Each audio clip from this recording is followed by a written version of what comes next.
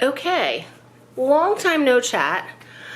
I feel like I've done this once or twice over the last month thinking like, okay, I'll finally get a video up. And then I do it and I never put it together because I have grand expectations about like the other stuff I'm gonna add to it. And then I never do. So I think what I'm gonna do is I'm gonna keep this simple.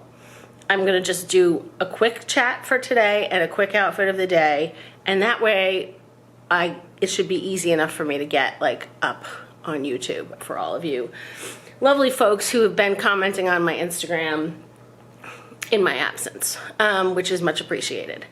So, to sum up the last, I don't know, I probably haven't done a post in like, I don't know, at least 4 months. To sum up the last several months, my life has been kind of crappy. As you all know, I think, I'll back up a little, I guess. You all know we moved my dad up here at the very end of June. We moved him into an assisted living facility.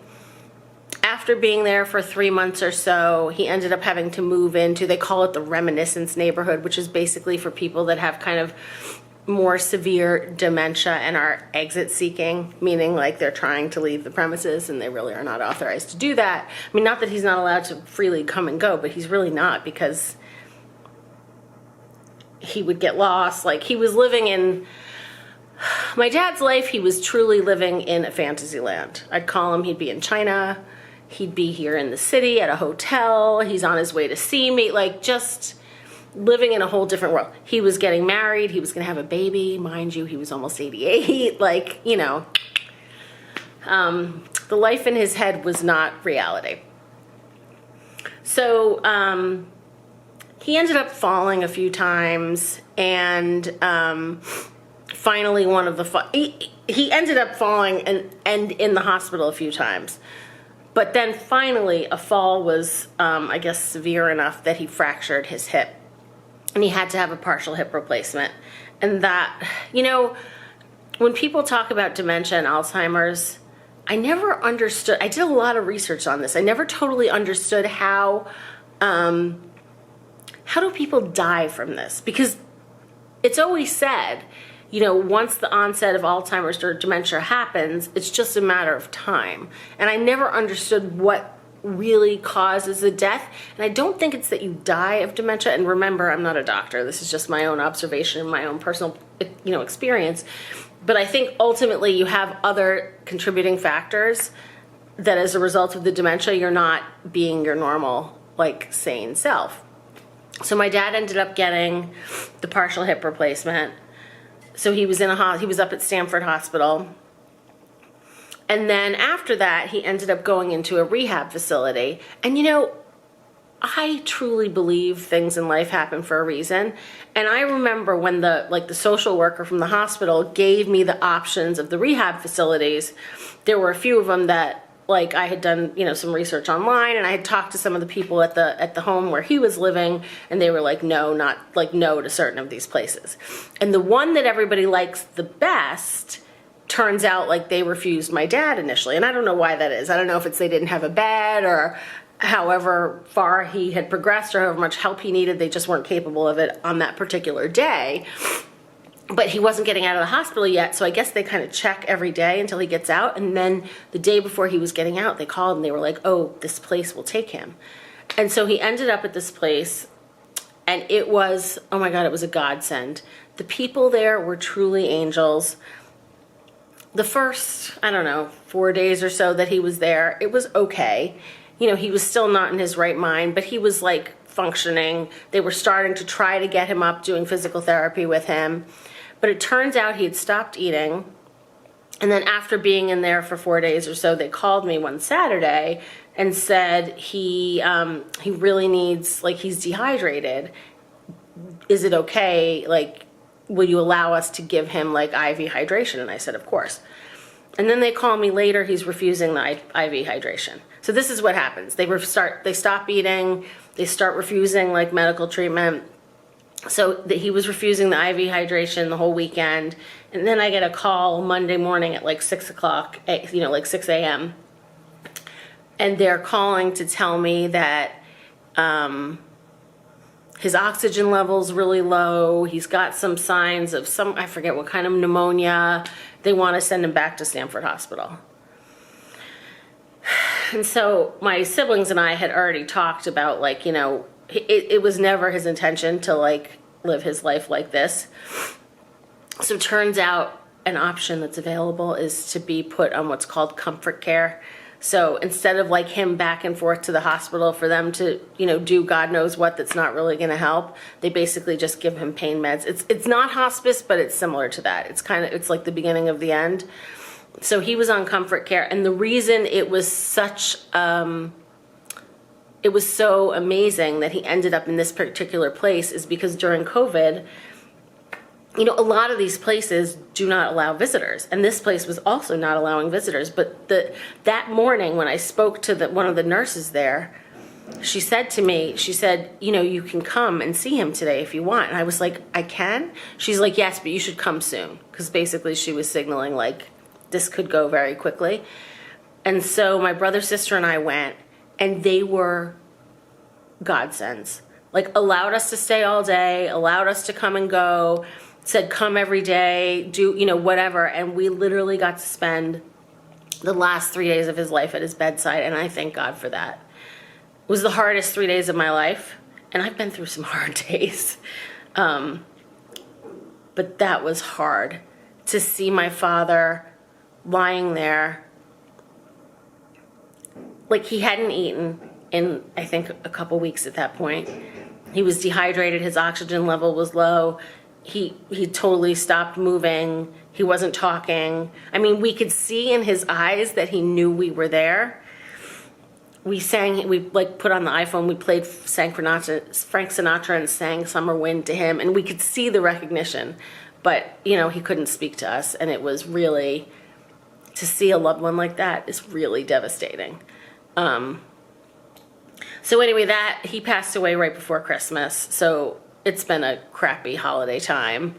And then I'm actually out of quarantine now, but I've been in like proper quarantine, like literally I hadn't left my apartment in almost 2 weeks, because I was exposed to COVID, and then it turns out I got COVID, and thank God for me, you know, I did not have, it was more like a cold and a little bit of a stomach bug, but I did not get the very severe, you know, symptoms that some other people would have gotten. But anyway, so that's my story. So hopefully I'll be back in the swing. Yeah. But, so restaurants in New York City finally opened up inside again. And my sister and I and another friend of ours are going out to a lovely dinner tonight, which I'm very excited about. So I'm actually dressed. I actually put makeup on, which I am now in the habit of, I put mascara and eyeliner on every day, but I don't put anything else on. But today I actually put a little bronzer, some lipstick, a little bit of like, you know, not quite foundation, but you know, something to even out my skin. So I thought I would show you my outfit. So why don't we do that? So I am wearing, and while we're doing it, we'll talk about some new things I've bought. I've got new and old on, actually. So this necklace is really old. It's from a brand called Blue Marine. I don't even know if they're around anymore. I bought this probably around 10 years ago in Paris when my sister and I were there. We walked by the store on Avenue Montaigne, I think, and this was in the window. And so anyway, that's that. And this is a really old Moschino necklace that bracelet that my sister gave me one year, I think for Christmas. And I'm wearing, this is a Michael Kors collection blouse, which I also have in like an off-white. It's just a lovely, easy blouse to wear. And these are super cool leggings by a brand called Wardrobe NYC. And I love that, you know, this little feature here. These boots are, not Gianvito Rossi, Giuseppe Zanotti. So I used to have these Max Mara gold booties, but like all of a sudden they felt too small, so I gave them to my sister. So I was hunting down a new pair, and I found these online, like on pretty good sale. And then, to keep up with the gold, this is a Michael Kors collection bucket bag. And, hold on, let's put on So on one of my, I'll talk while you can't see anything, sorry. On one of my trips to Neiman Marcus recently, they whipped out this Chanel coat, which was also like 70% off. So I got this. So this is the getup of the day. And let's see. I guess that's it. I guess that's all the news that's fit to print for today. So hopefully I will get this video up very soon and get back in a routine. I hope everybody's doing well. Oh, and then I figured I'll end this by saying, so the video ideas I had were, I could do like a Chanel ready-to-wear collection video, because I've actually bought a few, like, I have a few new, like I've bought a lot during COVID, but I have a few new Chanel pieces. I could do an update to my, not a whole handbag collection, but an update of what I bought, because I've definitely bought a few handbags.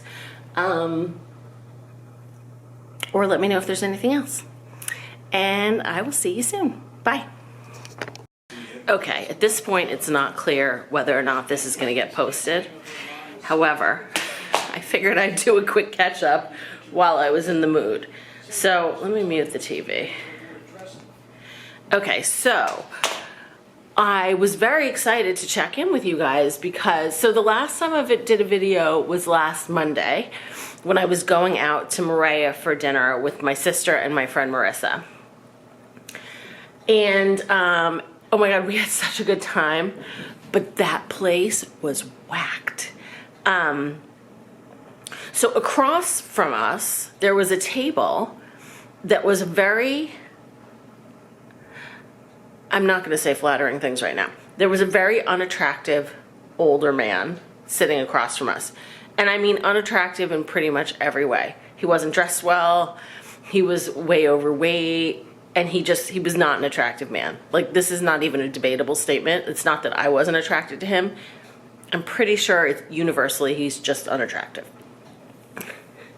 So then he has these two younger women with him who, again, I'm going to be really judgmental. I'm pretty sure they were hookers. And I'm making this judgment based on the way they were dressed. Very scantily clad. Very high heel, stripper, plastic shoes, whatever. You know, it made for a little extra entertainment for us. So he's there with these two women. One of them in particular is fawning all over him. They're up and down. Then there's a table on the other side of us with another man, a little more attractive, and another woman who appears to be in the same line of work. And then that was kind of confirmed when she went over and they all seem to be friends and know each other, whatever. So this is all going on. We have a fantastic meal. Maria, one of their signature dishes is this homemade fusilli with octopus and a bone marrow sauce. And it is so delicious. It is so delicious. I mean, so basically we got like a couple appetizers and we split them among the three of us. And then we got 2 orders of that pasta and split among the three of us. It was a really fun night. And then, and then later on in the night, the guy with the 2 women, another guy joined him. And at some point he got up, walked over to the first guy, palmed something in his hand, which I'm pretty sure was like, it was a packet of white powder. So pretty sure it was drugs, probably cocaine. So anyway, Michelin star restaurant had lots of happenings on a Monday night last week. So anyway, so I wanted to tell you about that. And then the most exciting thing I wanted to tell you about, which is why I look like this and I'm still checking in, is because yesterday, let me back up. So I wanted to get, ultimately after COVID, I was like, I want to have a vacation house within driving distance. And you may or may not recall, but last year I rented a place in the Hamptons for just a couple weeks. And it was great because I got a big place, big enough for my whole family, my brother, sister, nieces, nephews. And it was so fun that we could all be together and they all loved it. It was so fun for the kids and so fun for the adults too. So my goal was I really want to buy a vacation house. but I wasn't sure if I was ready to do it this year. So I was going yesterday, my sister was going with me to look at rentals in the Hamptons for the summer. But the cost of renting there for the summer is so expensive that I thought to myself, if you know you want to buy anyway, why spend that much money? Like that, the amount of a rental would be a huge chunk towards my down payment of buying a house. And also, like, if I wait another year, the houses are only going to be that much more expensive because the market there is a true seller's market right now, like true seller's market. So the realtor I started working with, you know, I had an appointment to see all these rentals, but on Friday she sent an email, not just to me directly, but I think like I'm on her list now. So she sent an email with this new listing she had that was going to have an open house this weekend, and I said to her, I was like, I want to see that. So I did that. I called my guy about, like, the guy that did my mortgage for this place, you know, talked to him about it. And honestly, like, I could rent the place I buy for a few months and pay my whole mortgage for the year. So I put in an offer on a house yesterday and it was accepted.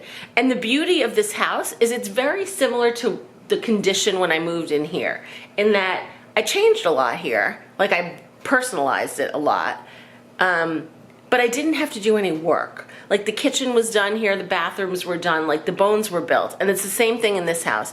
Literally within the last 3 years, they've replaced like the HVAC system, they replaced whatever you have. It has a pool. They replaced whatever unit, like heating unit and whatnot you have in the pool. Brand new bathroom, like 3.5 bathrooms, brand new high-end kitchen, like amazing. So I'm so excited.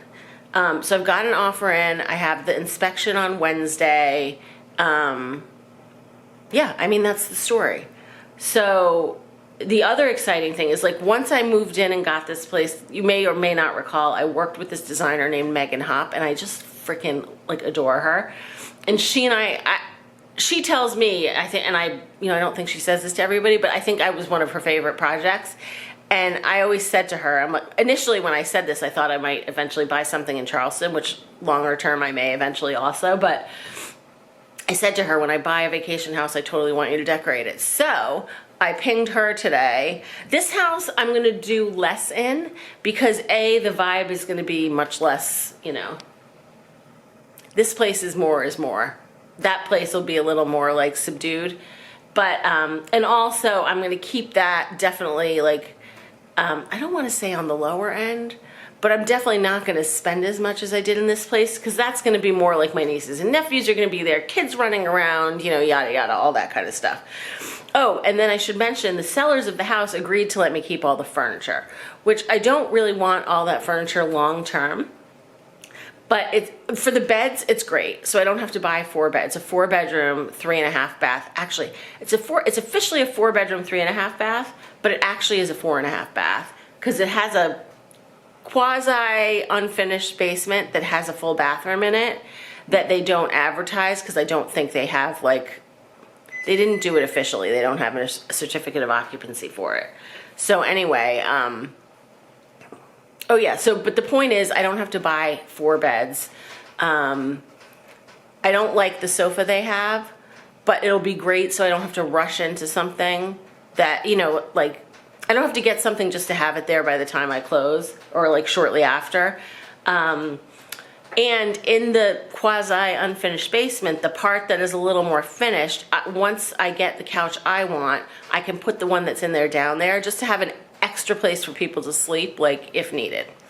So it's just, it's amazing. It's amazing, it's amazing, it's amazing. So I wanted to tell you guys that. And then quickly, these are today's flowers. Aren't these tulips, like, so pretty? Like, I've never seen a tulip like this. Like, look, some of the stems have 2 buds. Beautiful. So I got these tulips today.